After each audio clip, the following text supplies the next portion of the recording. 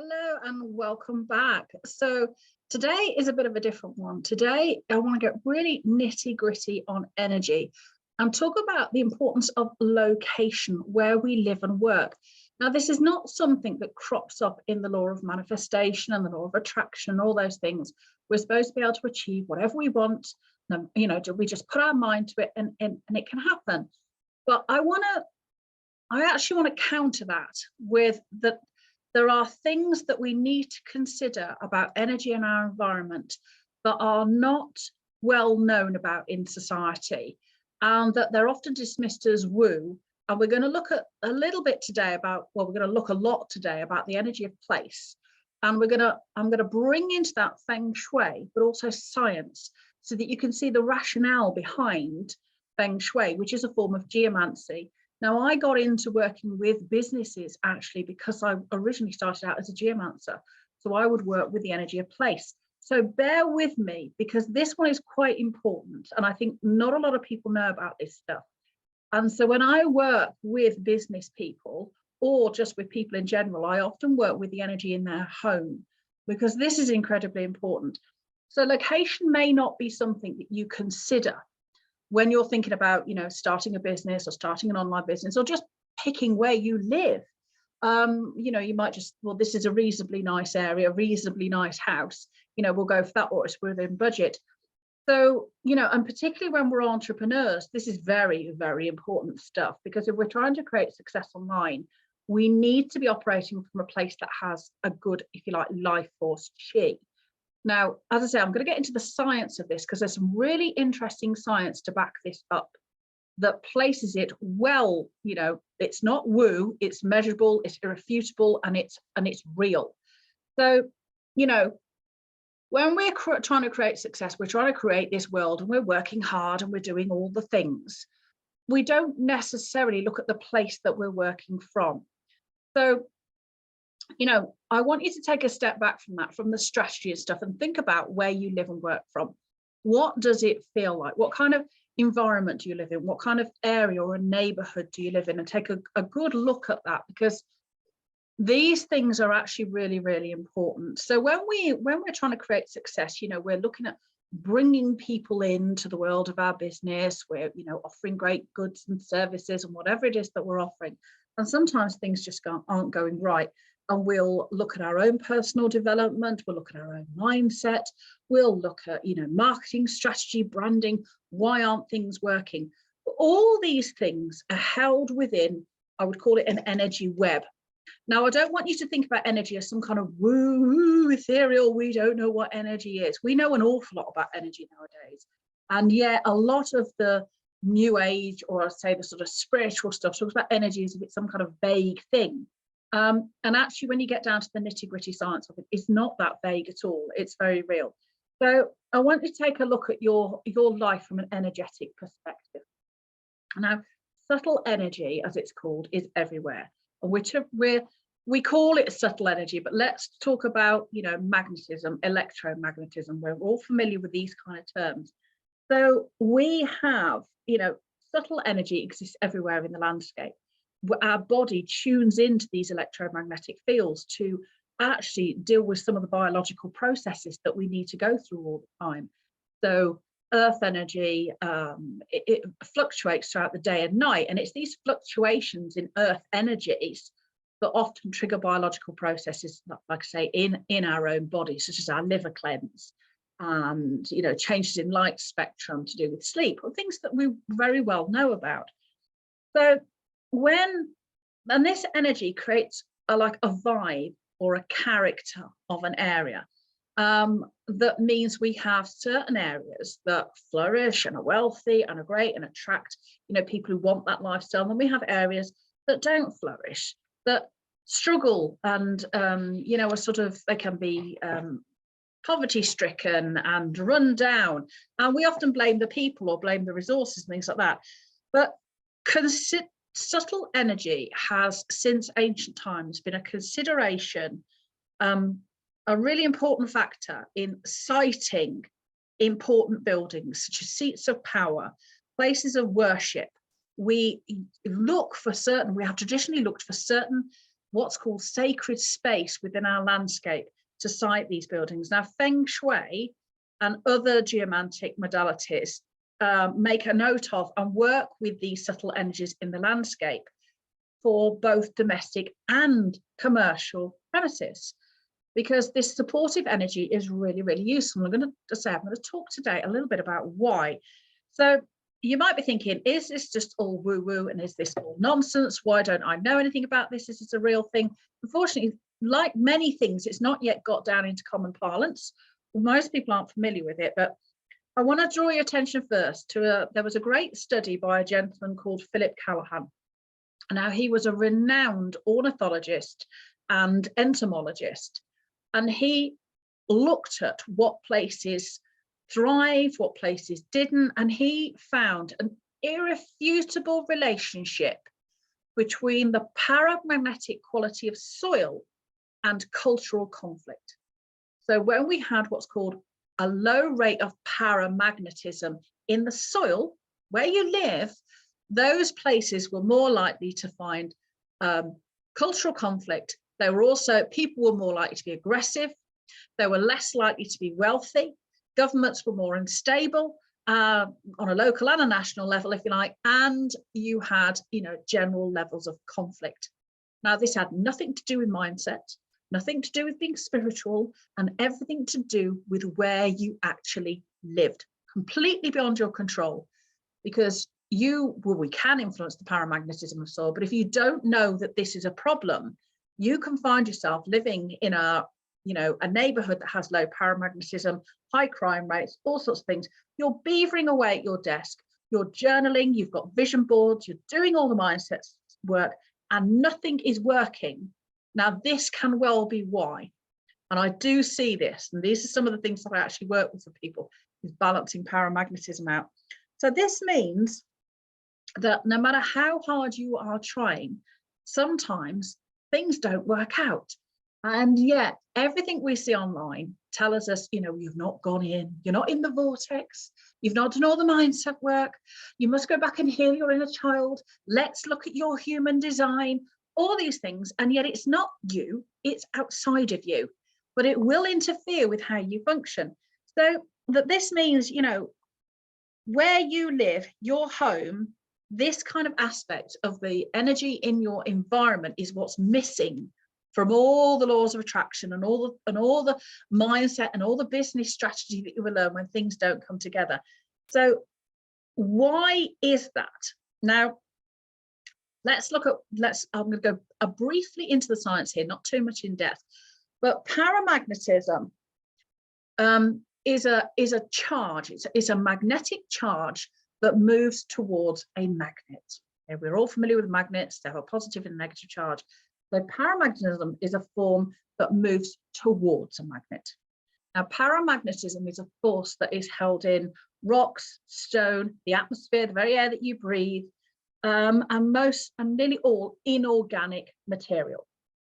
Now, for the sake of argument, let's call that yang energy, yang qi, the yang life force that we know about in Feng Shui and other geomantic traditions. There's this masculine yang force. The other force that we get in our environment is diamagnetism. Now, this is organic matter, it's water, it's plants, it's humans. And that force is pushed away from a magnet. Let's call that yin in the Feng Shui tradition. That's the feminine. So you have this push and pull of masculine and feminine energies, positive and negative, paramagnetism and diamagnetism, and they work in harmony. And this is why when we're looking at the energy of place, as a geomancer, we want this balance of yin and yang, these paths of energy, these flows of energy, and they run in many different ways. So someone who can see this energy, it runs in many different ways in our society. So we'll have lines of qi, we have waves of energy that come across the ground. There are all sorts of energy phenomena that I see, and I'm going to be talking about this in the next episode of the podcast. Actually, I'm going to be doing a few different ones over the Christmas period. So we're looking at these flows of energy. So let's call paramagnetism yang energy and diamagnetism the yin energy. Now, places that hold hold their paramagnetism are places that are sort of good to live in, because when we look at any form of life, it tries to bring in this paramagnetic charge. So it's kind of like life force. So it tries to bring in this charge and hold it, and it wants to hold it in a balanced, you know, balanced state. In science, it's really, you're looking at somewhere that's what's called a good capacitor for holding charge. Now, we're looking, because life force really is almost the ability to hold this charge. We've got the organic material, but it needs this electric charge to spark into life, because you know that is the life force. So if plants are, and we are organic, we're made of organic material, but there's no electrical charge with this, we need the paramagnetism to spark into life. That's what it is. It's the spark.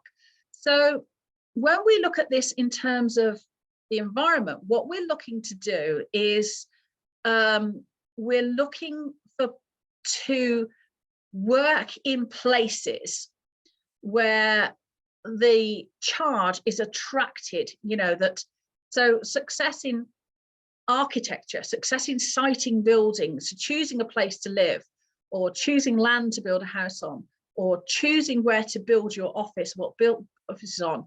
It's really, success is a place that, success in building is a place that holds is a good capacitor for holding charge density. So basically where you live wants to hold a lot of paramagnetism. It wants to have lots of spark, lots of zip, lots of go.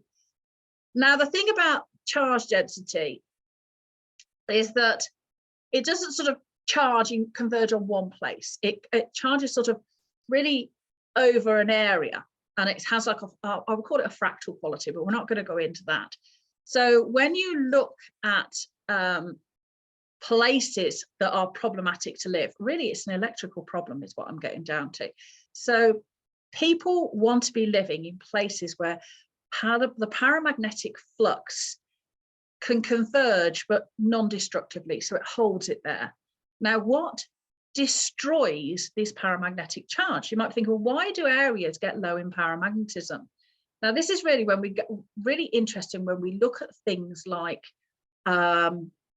the things that we know about in Feng Shui. So do bear with me a minute. So we want an area that holds this charge, because we will always, and plants and, you know, organic material will always be organic. So we need this charge to function correctly.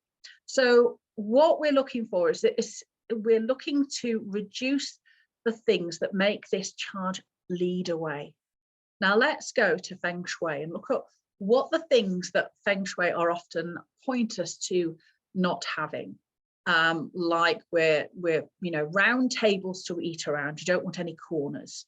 You don't want metal objects in certain places. There's lots of Feng Shui to do with balancing the material. You know, water, fire, earth, metal, these components. And metal is usually kept to a minimum. Now, it's really interesting that the clues to holding this charge are held within your house, what your house needs to be made of. So essentially it means that heavy metal structures bleed this paramagnetic charge. They cause it to bleed away into the ground. So if you look at wiring in your house, girders, big city buildings, it means that metal and sharp points and most synthetic materials in your home cause this paramagnetic charge to be destroyed, to dissipate away. So if you look around your home thinking, we need this spark, we need places that holds this spark for us to function properly. And I'm going to go into a little bit more about why that is, actually biologically, if you like, and energetically. And yet we create homes full of wiring, we create cities full of huge amounts of metal. We have sharp pointy objects all around our house all the time, and it's full of synthetic materials. So what difference does that make to us? Well, it basically means that when we as a being go into the landscape, it means that we kind of like inhabit the landscape. So I'm trying to find the best way of putting it. We want to be living in areas that hold this paramagnetism. Now, this is where geology, as I say, also comes in particularly strongly, because one of the places that traditionally has held this charge is what's called sacred space. Now, when we look at places, let's say Sedona Valley, we all know Sedona Valley. It's, you know, one of the woo-woo centers of America, let's call it that. But Sedona Valley itself, it actually has, it's really high in Fe2O3, which is iron oxide and hemonite. Now, these two materials are extremely high in paramagnetism, extremely high in paramagnetism. Wiltshire, where Stonehenge is also high in paramagnetism. When we think about areas that have got a lot of sandstone in them, they're high in paramagnetism. So these places where we have traditionally sacred sites have high levels of paramagnetism. Now, these high levels of paramagnetism are also associated with geological fault lines, which is also where we find a lot of sacred sites located. So we're talking about, you know, we're really talking about traditional old buildings without loads of wiring, you know, made of timber, made of stone, things like sandstone cottages in the UK, or, you know, wood buildings where there's almost a total reduction or elimination in metal, and a radical reduction in wiring, electronics, current circuits, and all that kind of stuff would enable us to hold the paramagnetism. But that's quite difficult to do. So what this means is that when these houses have like a field of energy around them, and when we're talking about that, what it means is that it holds these sites that hold this energy. And I'm talking about someone who now, I can see the landscape energy and I can see the aura. So what it means is that the landscape holds this kind of energy. What that means is our aura is able to kind of like unpack itself and repack itself together, for want of a better example, want of a better description. When we go into a sacred state, a sacred site, our aura has kind of this fractal quality, this fractal energy, and it wants to replenish itself. It kind of almost opens out and then unfolds again, unfolds into these fractal patterns. It's really interesting to watch. Now, when we're in areas that have really good energy, it is a beautiful unfolding of our auras and our chakras, it's beautiful fractal patterns, and we are replenished. But when we're in places where the energy is not good, our aura it actually gets in quite a bad state, and this means it's not able to sustain our electrostatic state. And the aura is actually about our electrostatic state, and this is the electrostatic state of our body governs our health and our well-being. It governs our mental health, our emotional health, our spiritual well-being, all those things. It's our electrostatic state that governs how well we feel. When we're talking about sacred space, it's any place that holds charge has been called sacred. And that means that this kind of field effect of these energies is a constant field that stays the same. So the energies move, but it doesn't like subside or then come up and then disappear again. It's in a kind of homeostasis state. So when our aura is in this good energetic environment, when it unfolds, so that sort of the unfolding of our aura, this electrostatic state, is our landscape and our body are one. So our nervous system becomes part of the landscape, and in this way our body literally inhabits the land. We and the land become one when we're in this sacred site. So if you think about your home, you don't necessarily have to be a sacred site, but we want to make it so that the qualities of energy in our home support well-being. And this, when we go back to the principles of geomancy, or on the Western traditional geomancy, which is Feng Shui, we can then look at these traditions of balancing the yin and the yang as balancing diamagnetism and paramagnetism. We can look at their traditions of not having metal objects in certain areas, as in recognizing that metal objects, sharp pointy corners, etc., bleed the paramagnetism from an area. That cuts us off from our electrostatic state, our state of homeostasis. It means our body no longer inhabits the land. We have become disconnected, and that's when life is not supported, and that's when things get really, really difficult. So this is what I want to talk about on a science level on the energy in the landscape. That when I talk about the energy in the landscape, I'm not talking about something weird and woo and measurable. I'm talking about an irrefutable relationship between diamagnetism, paramagnetism, and our ability and society's ability to function at our best. There is an irrefutable relationship between the two. These fields are measurable. Experiments have been done on this stuff. It is not all woo, but what it would mean if we acknowledged all this stuff is a radical rethink of how we build the infrastructure of society. It would mean that cities, and we know that people, that life expectancy in certain cities is very poor and in certain areas is very poor. It would mean we would have to have a radical rethink of how we structured the infrastructure of society. So what does this mean for you, beavering at home or beavering away at home, trying to create your business?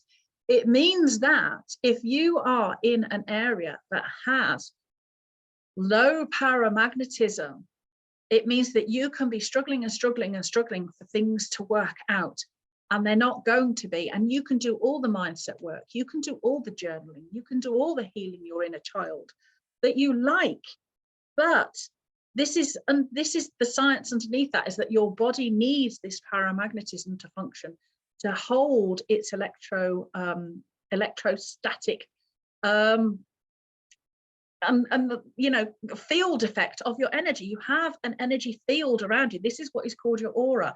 It's a toroid shape, like a big donut, if you like, and you are in the middle of it. Now, your body does not emanate your aura. That's not how physics works. Your body belongs to your aura. So your aura has this field energy. It draws it in from the landscape, and that is in effect what keeps our body in a good condition. And that isn't just our physical body, it's our mental body, our emotional body, all these kind of layers to us. We are very much plugged into the landscape. So if we're working away, wondering why things aren't going well, and we're constantly looking inwards as why aren't things working, I must be a failure, it is well worth looking at the energy in your environment. And you can look around your home, see how much metal you've got, what kind of neighborhood do you live in. And these things are really, really important. There's a spiritual element to this as well. I'm also going to talk about in a future episode. And there is also, I'm going to look at more at sacred sites in the next episode. So you can see what we were trying to do with these sites and why I think it's really important that we start to take notices of these things. Because if we want to create a new world order, a sustainable system where we're working in harmony with the earth and with all life, we need to revisit what we perceive to be sort of naive superstition about sacred sites and look at it with a more rational and open-minded viewpoint about what people were really, really trying to achieve.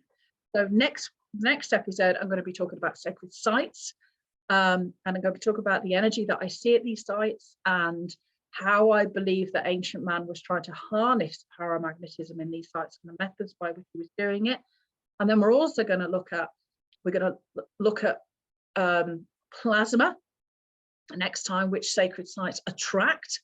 And you might think, well, what's that got to do with it? And think, well, bear with me again. I'm going to look at why the presence of plasma, how certain stones of particular materials and stone circles, etc., attract plasma. And also that we're going to then go to the next step. Is this plasma conscious? And is this what we mean by the spirit of place? Because when we're looking at plasma is like attracts, but plasma runs through everything. And plasma is kind of intelligent. It's definitely intelligent. I know this from childhood of working with earth lights and things. So plasma is intelligent. And what does that mean for you, your life, your business, whatever it may be? Because these things might seem really unconnected, but they're not any more than your ability to create business success. Yes, it's within your grasp and the success of your life is within your grasp, but nonetheless, we sit within the nested energy ecologies of our government, of our politics, of our nation, of our family, of our ancestry. All these things interplay in our life, and they are all tied in to earth energy and the planet that we live on. So this has really been part one. This has been, is place a really important fact to consider when we're trying to make a successful life? And I would say yes. And if you're curious about whether your home is supporting your ability to create the life of your dreams, or is it hindering you, then there will be a link below in the show notes where you can download a quiz, very quick quiz, to find out if your home is blocking you from, creating and manifesting a great life, and actually impacting your health, impacting your finances. So part one, this has been looking at, the energies of place. Next time, we're going to look more at sacred sites. What were we actually trying to do? Because sacred sites aren't just naturally occurring. There are many sacred sites that are man-made. So what is it that we were actually trying to do? And I have replicated now many sacred sites. I won an award for this, for recreating sacred sites, to find out what this energy is. And then we're going to the next step of how these sacred sites enable us to tap in to other levels of consciousness where we are in creative flow with the universe. So this actually links in, the third part will actually link into, and when we talk about fractals, it links into lots of things. It links into the work of Dr. Joe Dispenza. It links into having altered states of consciousness and, journeying with ayahuasca, what we're trying to achieve. So there are different methods of trying to push us through this doorway into the consciousness where we can really plug into our full creative power and plug into other unseen helpers that are out there, angels or whatever you wish to call them, creative beings. So that's what we're going to be talking about in part 3. My phone's ringing in the background, sorry about that. So I'm going to go now, and I will see you next time.